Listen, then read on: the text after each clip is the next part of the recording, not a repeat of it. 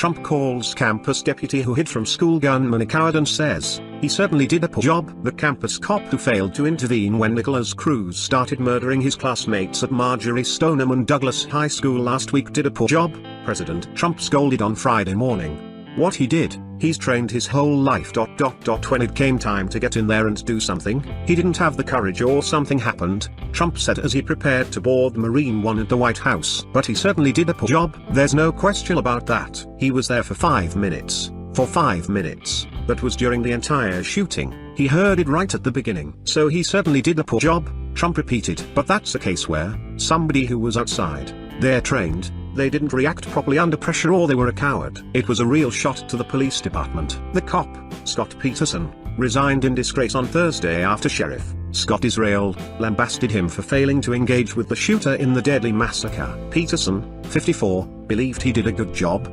The president of the county's police union, Jeff Bell, said Israel and the president of the United States disagreed. Trump played into Peterson as he spoke to press for several minutes on Friday morning before departing the White House for a speech to conservative activists at a nearby convention. Jeff Bell, the president of the Broward Sheriff's Office Deputies Association, but reached out to Peterson, even though he is not a member of the union, to discuss his situation. Bell told the New York Post that Peterson feels distraught over the shooting, that left 17 dead. Still, Peterson said he thought he acted in the right way but calling the shooting in. He believed he did a good job calling in the location, setting up the perimeter and calling in the description of Cruz, Bell said. While Bell says he doesn't want to second-guess Peterson's decisions, he suggested that his failure to engage with the shooter was a mistake. We have to act, even if that means risking our lives to save many more lives. I would demand that from our union members, Bell said. You're listening to an execution every time you hear the rifle shot. Peterson was a 33-year veteran of the police force. He had worked as a school resource officer at Marjory Stoneman Douglas High School since 2009.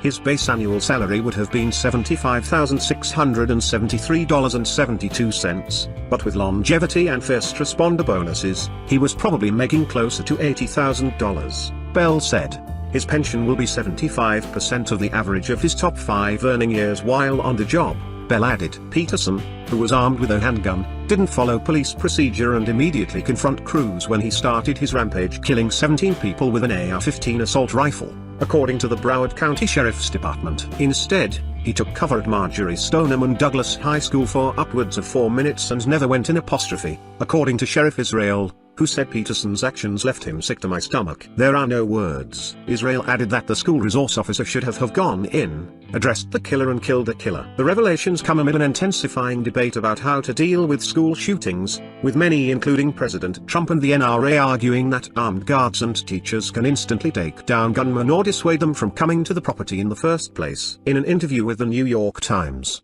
Coral Springs officer Tim Burton revealed Peterson hid from Cruz when the teenager started shooting. Burton said Peterson was seeking cover behind a concrete column leading to a stairwell, because he was worried Cruz could be lurking in the lot. He said Peterson couldn't hear gunshots or screams to lead him to the precise location of the shooting. Even more shocking was the revelation that Peterson had been told in 2016 about Cruz's Instagram posts about opening fire at a school. Call logs released by the sheriff's office show that on February 6 of that year, a neighbor's son called police and told them Cruz planned to shoot up the school on Instagram. The deputy who responded determined Cruz had knives and a BB gun, and the information was forwarded to Peterson. Israel said Peterson resigned when he was told he was being suspended without pay while police conduct an internal investigation, NBC Los Angeles reported. He said the cops said he'd met the requirements for retirement. After seeing video and witness statements, and Peterson's own statement, I decided this morning to suspend Scott Peterson without pay pending an internal investigation, Israel said. He said the video shows Peterson arrive at Building 12, where most of the killing took place, and take position outside the school. Apart from getting on his radio to alert police of the situation, Peterson did nothing to prevent 17 innocent people, including 14 children, from being slaughtered, Israel said. Israel said that instead of just standing there, Peterson should have gone in, addressed the killer and killed the killer, adding that instead he stood outside for upwards of 4 minutes. He said that Peterson's lack of action left him devastated. Sick to my stomach. There are no words. As Israel spoke, there were tears in his eyes and he appeared emotional. Peterson never discharged his gun during the shooting. The first photograph of Peterson was tweeted by CBS producer Marty Lebel. It came from a February 2015 school board meeting in which Peterson discussed incidents at Atlantic Terminal College in Coconut Creek, where he was given housing from around 2000. He told the board, "I've been a police officer for 30 years and I've been a school resource officer for 25 years. He described receiving a call alerting him to an alarm in the school's cafeteria. He said, "And right there I knew, because I've been at that school for many years. I knew right when I heard the cafeteria. You know when you get the hairs on the back of your neck going up.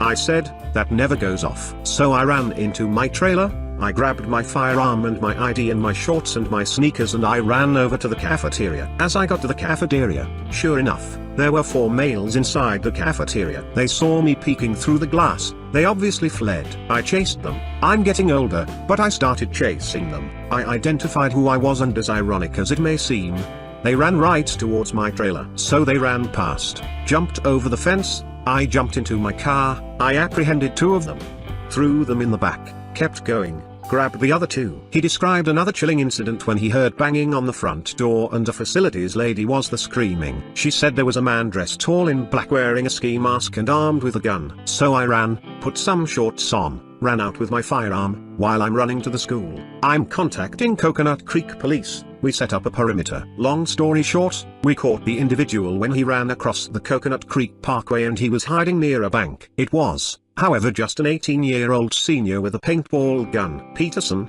who appears to be large in stature in a video of the meeting, also admitted, "I'm almost on my way out. I'm 30 years. He had been investigated by his department twice before last week's shooting, once in 2015 when he wrote an email about the resident on-campus security program. This is the same topic he discussed at the school board meeting. Around the time, officers were fighting to keep their mobile homes on school grounds. In it, he questioned the management of Chief Anthony Williams of the Broward District School Police. He was alleged to have not used common sense and good judgment in authoring the email, according to internal affairs reports in his personnel file. It was recommended he be counseled, according to USA Today. In another incident, he was investigated in 1994 for his conduct, but it was unfounded and dropped. When last week's attack ended, Cruz managed to ditch his semi-automatic AR-15 and slip away on foot. Within about 7 minutes from when the gunfire began, he was out of the school and in a nearby neighborhood where he was ultimately stopped by an officer from a neighboring police department. The first officers to enter the school did so roughly 10 minutes after gunfire started, but at that point Cruz had already escaped. It took about 30 minutes after the gunfire started for police to track Cruz down. After that, it took an additional 15 minutes for police to identify him. Many students were still cowering behind locked doors for 45 minutes after the attack started, unsure if the person banging on their classroom doors was the shooter or the police. Peterson started working as a resource officer Stoneman Douglas in 2009. According to the Sun-Sentinel, he was responsible for investigating crimes related to stolen property, assault and narcotics offenses. Peterson is believed to be a divorced father of 4. It's not clear if he ever remarried. He started working for the sheriff's office in 1985, and in 2016 made $75,673.72 annually. Records show the Palm Beach County Sheriff's Office is reportedly providing protection to Peterson and his family after a request. He now lives in Boynton Beach, and a neighbor, Nelson Sandy, told the Sun-Sentinel he saw Peterson leave his home around 3 p.m. Saturday flanked by 2 officers. "They were here today, 3 police officers, and they all left together," he said. In 2014, Peterson was presented with the title of School Resource Officer of the Year for the City of Parkland District by the Broward County Crime Commission because he proved to be reliable in handling issues with tact and judgment.